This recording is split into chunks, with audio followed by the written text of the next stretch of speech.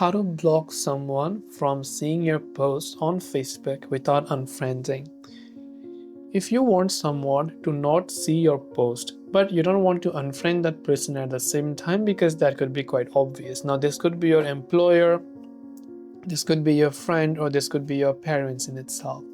Now, you cannot completely hide it because if they search for your profile manually, and as long as your profile isn't private or they are not friends or whether you haven't blocked them, they'll still be able to see. But there is one measure that we can take.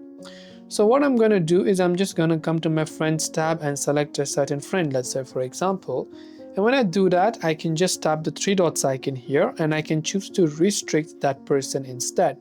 So I can restrict that particular person. So if I don't find on Facebook, I can restrict them from the Messenger tab as well. And what happens when I restrict that particular person is that that person will no longer be able to get notified or see my post on their home feed. So on the home feed, whenever they scroll normally, unless they're stalking you manually, they won't be able to see your post without you unfriending them.